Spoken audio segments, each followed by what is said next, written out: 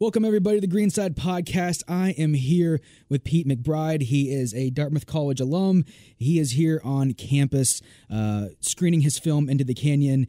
He is an amazing photographer, video maker, writer, and public speaker. He's been over 75 different countries on assignment for people like the National Geographic Society, Smithsonian, Esquire, Microsoft, the Nature Conservancy, and tons more people. And it's a real pleasure to have you on the show, Pete. Thanks for having me, Taylor. So I got a chance to go to your screening, Into the Canyon, which you also have a corresponding book associated with it called Grand Canyon, Between River and Rim. And I really enjoyed it. And I was an Eagle Scout growing up, and I was in the Marines, and I think from being in the Marines, I lost my love of hiking and nature because it was a forced thing. And I've slowly been trying to get back into it, but I just can't quite get there. But I watched you, and you can tell better in your own words, but hike the Grand Canyon. My question is, how did you get that idea, and why did you think it was a good idea? Because if you watched the film, it didn't go so well in the beginning. No. It wasn't.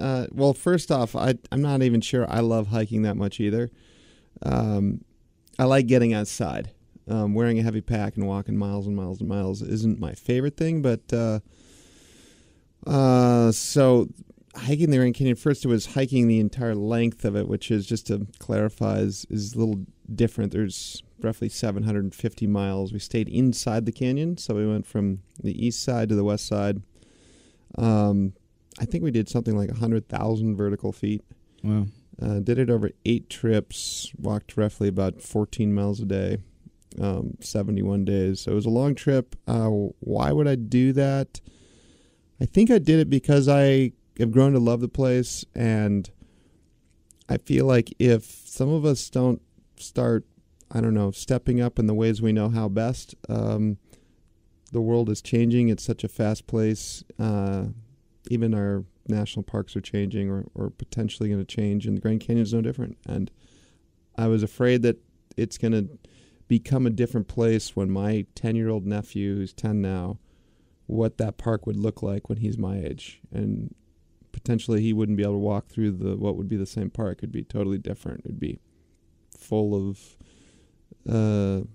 non-natural stuff, which, in my opinion, is, as Teddy Roosevelt said in 1903 when he looked over it, he said, "Leave it as it is. The ages have been work on it. Man can only mar it." And I think we're proving that we're poised to mar it. I think I feel like it's a natural human tendency to, I don't know, maybe I'm biased, to preserve the environment. And I think it's become, I don't want to get political, but I think it's become a political issue. And I think when you watch a film like yours, and part of your film is the hiking, but it's also the story of, I think, the Navajo people, maybe some others, and a small group of even just women Navajo, a very small group of elderly women, because fighting this tramway from the top down to the bottom, in layman's terms, of the Grand Canyon. There'd be shops and trams and industrial stuff, and it obviously would ruin the beauty and the nature and the magic of what that place is. And, I watched it, and it's complex because I think you point out in your film that a lot of those people around there are suffering and need jobs, and it would have provided a lot of jobs for them. So you have plenty of Navajo and indigenous peoples who are in favor of the project, but you kind of balance it out and show both sides. But I feel like just sitting there watching a theater, it almost seemed natural to me to think, man, that would be such a shame to put this big industrial tram and put like a Jack in the Box, and it just seems like sacrilege. And and I wish, and I talk about this sometimes, people get so bogged down in arguing global warming and politics, and so I don't want to wade into that. I just want to think, if we can't drink out of the water, like if you can't take your son or nephew or someone hiking and drink the water, and if you have to worry about the fish that comes out of the water being contaminated, and we can't breathe fresh air, no matter your political party or beliefs, that's something that's worrisome. And I feel like it's something we could come together over, and perhaps that's something that the stories you're following can provide, because you've done other documentaries. You seem to be focusing on the Colorado River and water. And I'm just curious what got you into that, because you've traveled the world and been all over the place, but you seem to have come back home to your roots. And is that because you grew up in central Colorado, I think on like a cattle ranch? Is it Like one of those evolutions, you finally come home at some point? Part of that, I went out and did a bunch of different things and decided it was time to kind of head home to a degree.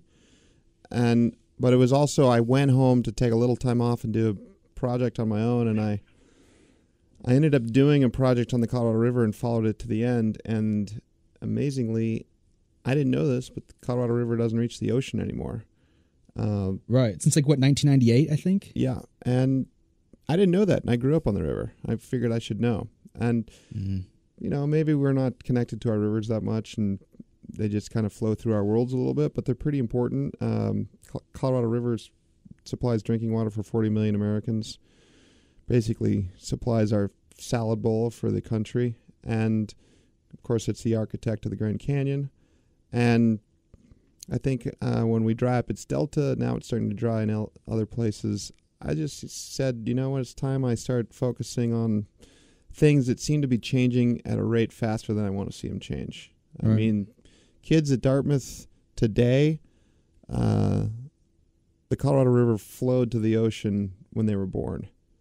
But not one day that they've been alive, basically, if you're a senior, has it reached the ocean. And it flowed to the sea for 6 million years before. And we never hear about it. And so I just figured maybe I could focus my lenses. That's the tool I use for work and for kind of the platform I use for telling stories. I figured I'd focus it on that for a while instead of another adventure. I love adventure. I love exploring the world, but this seemed like it needed more attention than somebody climbing Mount Everest again, or I don't know. So I've focused it on that because I do think I don't think it needs to be political. I just think we need to pay attention to our natural systems and what's happening. And I mean, we can live without oil. We can't live without water. Right.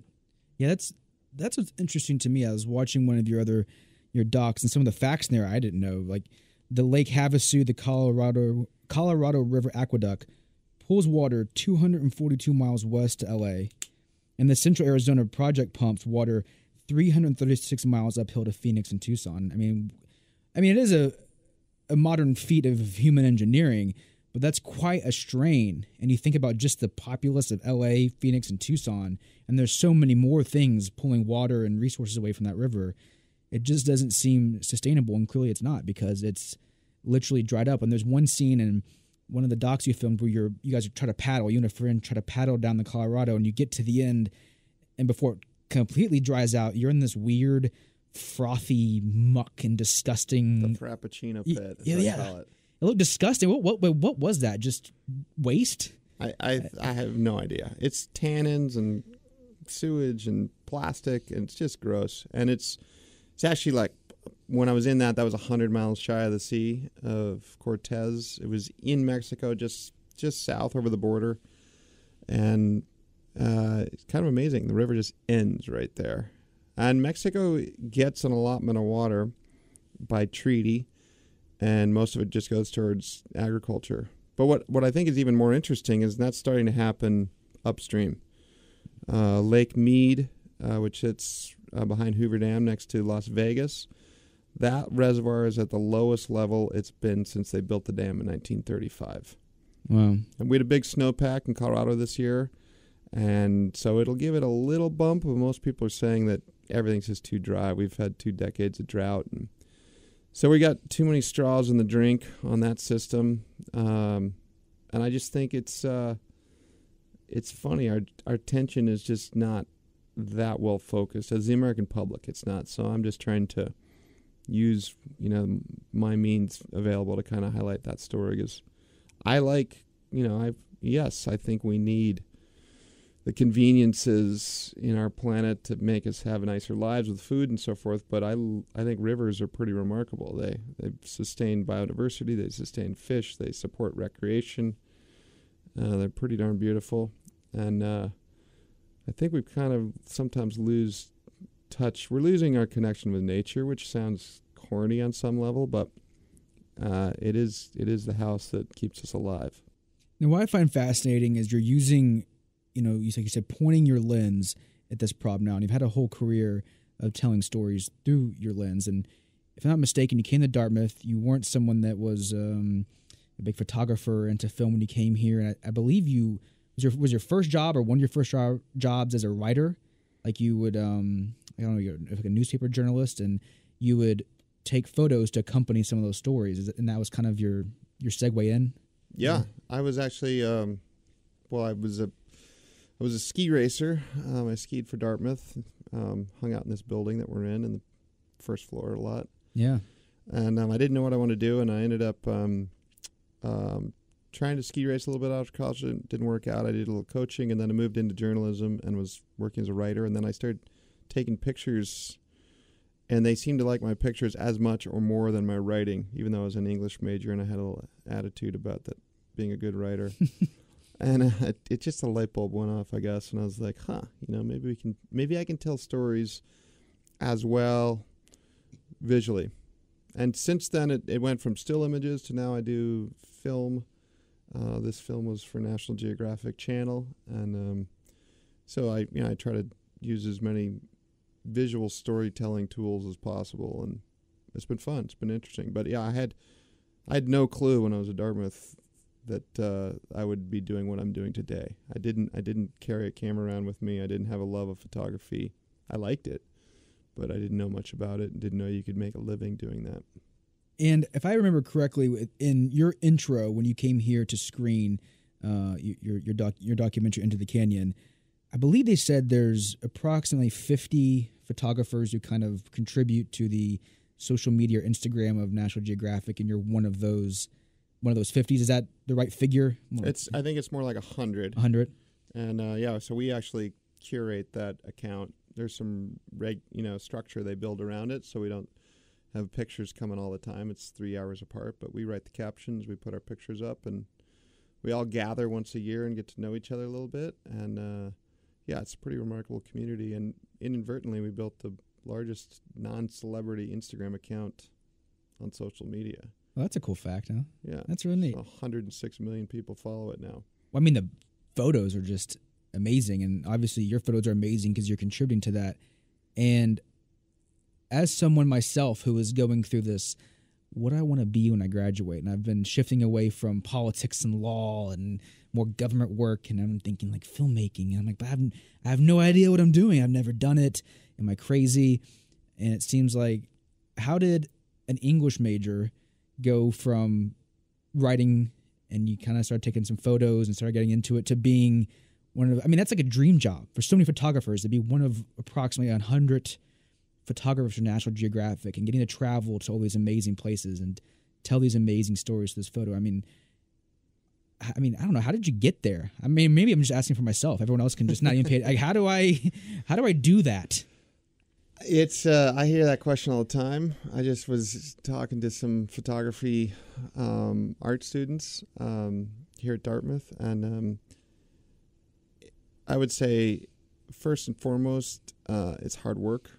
It takes a lot of persistence and a lot of patience, and probably harder today because there's less magazines. There used to be a bunch of different magazines. We worked for all of them, and you'd kind of work your way into National Geographic, stepping stone, so to speak.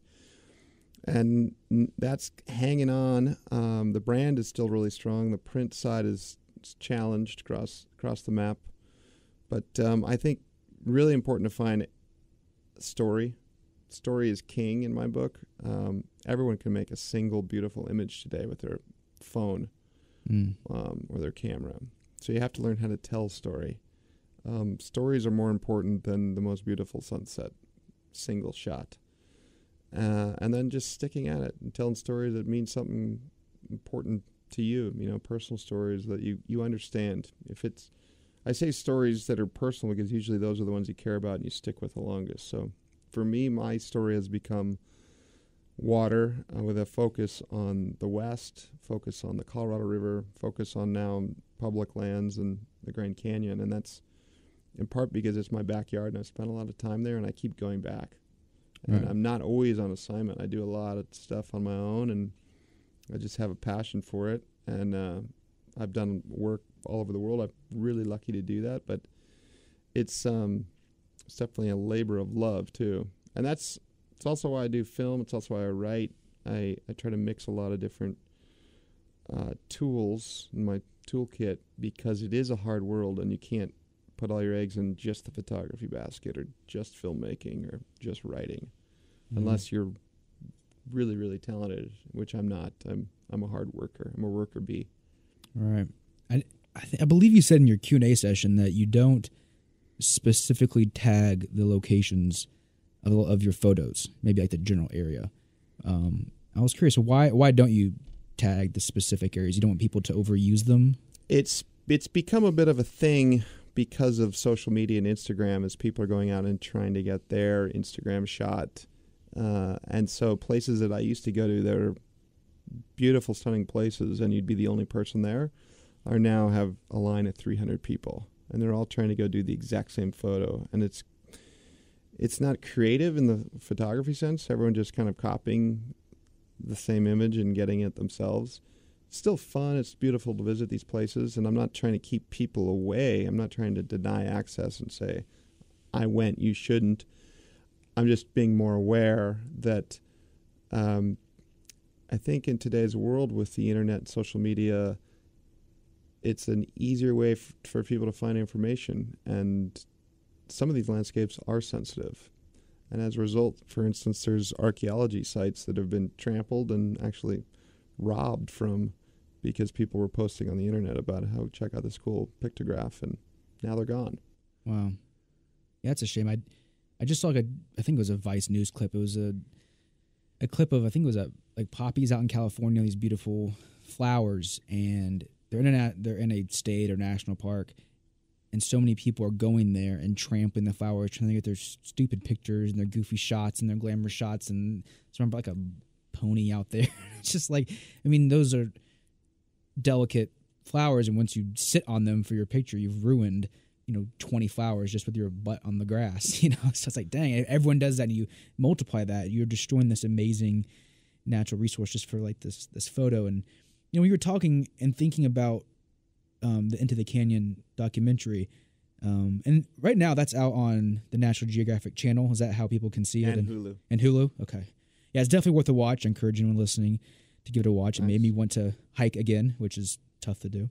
But it made me think about a piece I read here freshman year in one of my English classes, and it was like, when you go to someplace, and they use the Grand Canyon specifically, you now have this predetermined experience you're supposed to have, or that photo. And I think either in the doc or you've said the average time people spend at the rim's like less than 10 minutes. Basically, they get a photo. 7 minutes. 7 minutes, and they go, ooh, ah, and leave. And I was like, wow. And that makes no sense, you think about how our culture works. But we were reading this piece. It's like no one will ever fully experience the Grand Canyon like the people who first just stumbled across it. They didn't know it existed, never saw a photo, didn't even know it existed, period. And they just kind of came across and like, oh my God. And they just stood there. And they had an experience that none of us will ever have. But I kind of think your trip was unique because one of the other facts you gave is there's more people have I've walked on the moon than done through hikes of the Grand Canyon. I think it's 12 people on the moon, like 9 that have done through hikes. And I know you end up having to split your hike up and do the different seasons, which was a cool way of seeing the canyon in different seasons because it's very different in the summer than freezing in the winter. But you still had a very unique experience. Most people don't hike the whole thing. Do you think it was like a religious experience? Did you feel like it changed you? Because it's obviously very challenging. At some points, you're short on water. I mean, what effect do you think it had on you personally, more so than other adventures you've undertaken? It's a really good question because I think it changed me a lot, actually. So I've had some amazing adventures from Mount Everest to Antarctica, but this was different in part because it was longer. It was more logistically challenging. I had to find water every single day. You can only carry enough water basically for one day. And of course I photographed the whole thing for National Geographic magazine. I did this book. But what I came away with, which I talk about when I do talks to public audiences, is the thing that sticks with me more than anything is the place is obviously huge and spectacular and visually daunting and full of beautiful light and texture and layers and scale that's hard for our brain to comprehend. But the the thing that really kind of haunts me is the auditory, the silence. And it's it makes me now seek silence. And it's not silence just void of sound. It's silence, it's rich in natural sounds. It's the sound of whatever, bees in the spring, or the clatter of sheep hooves on the far distant side of the canyon that you didn't realize it was a sheep until you sort of looked around and then realized it was on the other side of the canyon, miles from you. And it's like it awakes this hearing ability in you that you forgot you had. It's kind of ancestral hearing sense. And I think it's often just crushed because we live in such a noisy world. But I think that changed me a little bit because I kind of like keep this little jar of silence kind of in my head now, and I kind of look for it. It helps me chill out at times. It makes me realize there's a value in that. There's a value in going out and being quiet. And even if you're in New York City, I'll go, try to just calm down in a place and then take it in and not be in the frantic rush. So that was cool, realizing how clear and crisp and rich the night sky is, seeing our Milky Way. Makes me more aware of light pollution, which doesn't seem like a big deal until you start realizing that we're basically blanketing the whole world in light pollution, and we can't see our stars anymore. And the stars are pretty awesome. I think all of them adds up to a bit of reminding us, of just teaching us humility, just reminding us that we're small in this place, and nature ultimately is boss. I know we'd like to think we are, but that's cool. I think also that there's people have been living in the Grand Canyon for a long time. There's there's artwork that goes back 4,000 years. Some say older, and I often wonder, did these people go away? Was there a huge event? And you realize that they haven't gone really anywhere. They're living around the park, and there's 11 Native American tribes that live around the park, and they have a pretty interesting voice. You mentioned these 12 Navajo women that helped push back $1 billion development project. Shows what some pretty dedicated grannies can do when they feel committed about the sacredness of a landscape. They can, stop that size development in its tracks temporarily. They're not going away, but so that was very eye-opening. But overall, I think, to a certain degree, my life is perhaps I've tried to make it a little more simple and aware of these gems that we have in the natural world. It's so hard to not get sucked back in to all the things of this world, because I remember when I left Afghanistan, 7 months, very remote. There's no phone in your pocket. A quick aside to that, what's interesting is I feel like for the first month, if you're out in the woods or doing something, I would have these phantom feelings on my leg that my phone was vibrating. And that's when I realized maybe I have a problem. I would reach down for my pocket and be like, oh, I don't have a phone. I know I felt it. I swear I felt it. I'm like, wow, I really got to disconnect. So I did 7 months of that. You're like, wow, I've totally broken the cycle. It's over. And then you come back and you get your phone back and you're back on Instagram and Facebook and Twitter. And it's like, man, it's so easy to fall back into it if you don't stay conscious. Another thing I thought of is water. Water is always a theme for you. But during your trip, there are times you dangerously ran out of water. I feel like that's incredibly humbling because we live in this world that's so, at least in America, seems so safe. You never have to worry about getting water to you. And I think you point out you could hit like an SOS button on a tracking device, but it could be 48 hours or so before the National Park Service or anyone gets to you. I mean, did you just feel incredibly humbled constantly being in the Grand Canyon, especially when you were trying to suck puddles for water and you couldn't even find the puddles? I mean, that's a very humbling thing to literally not have water to sustain life. Yeah, I'm sure you felt the same way in Afghanistan at times. Water comes from the tap. Who in the modern world thinks about where their next drink is going to come from of water or the bar, whatever? Right, yeah. It's around us. But suddenly when you're brought back to that basic need and level, it's humbling, it's scary, it's kind of wonderfully humbling.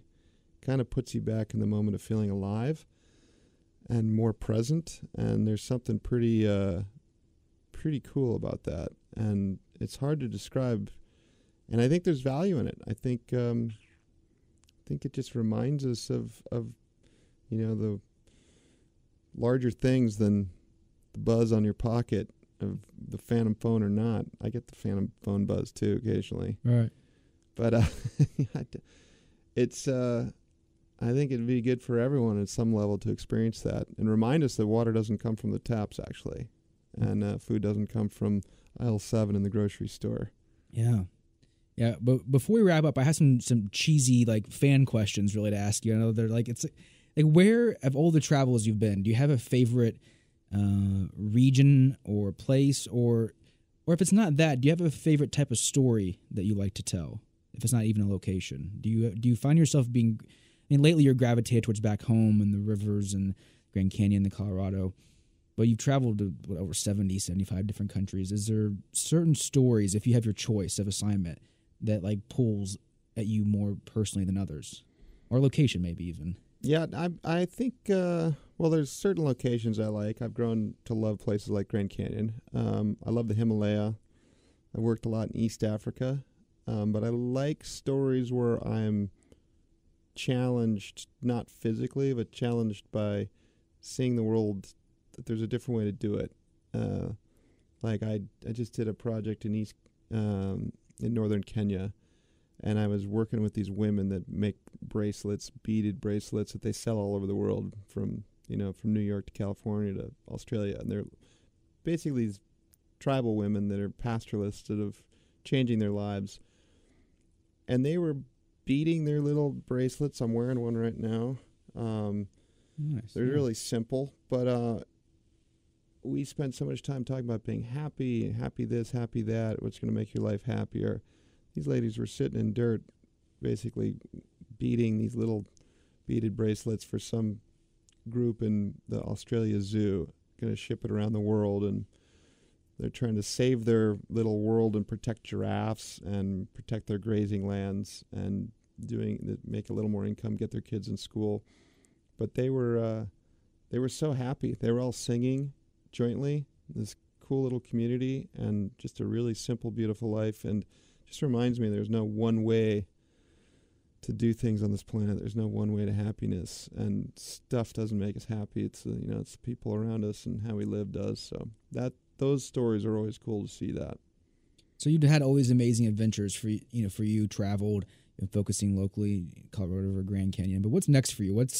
Do you see a new challenge in the horizon, or do you want to continue to advocate for the Colorado water resource issues and things like that? What's next for you? I'll probably stay on I think I'll stay on the waterfront. It's not going away. Right. I think public lands will always be kind of in the background for me. How we pass forward this notion of shared landscapes that none of us were born in, but we all share and call our own. It's an interesting concept. And will we pass them forward, as they are, untrammeled? Or are we going to fill them up with noise and lights? Water will definitely stay on the forefront. I've also liked this idea of finding a kind of spiritual contentment, if you will, a happiness level through physical challenge to a degree, and simplicity, which I experienced in this last project. There's plenty of people that have been doing it around the world for a while, and from monks to many others. There's plenty of people in today's modern world that push their bodies to nth degrees when they don't have to. Why do we do that?